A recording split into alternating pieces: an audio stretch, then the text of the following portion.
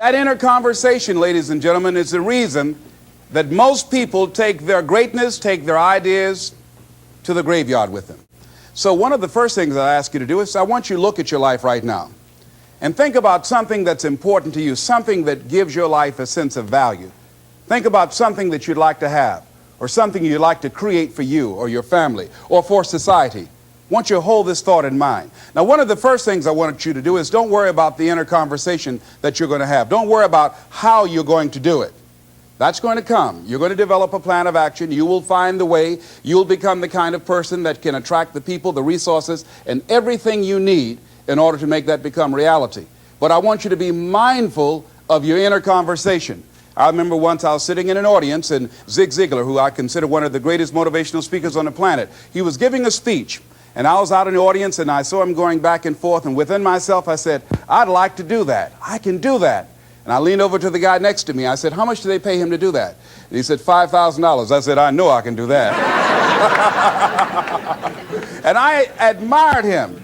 And then on the way home, when I was driving from Tampa, Florida, back to Miami, Florida, my inner conversation kicked in. And it said, Les Brown, you can't do that. You don't have a college education. Les Brown, you can't do that. You don't have the money. You don't have the contacts. You've never worked for a major corporation. What makes you think that you can make more in 1 hour talking than you've made working for a whole month? Now, I want to ask you a question. How many of you have ever thought about something you wanted to do and you talked you out of it? Raise your hand, please. That inner conversation, ladies and gentlemen, is the reason that most people take their greatness, take their ideas to the graveyard with them.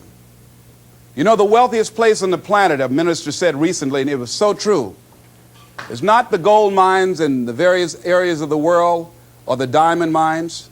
The wealthiest place on the planet is the graveyard. Because in the graveyard we will find inventions that we never ever were exposed to.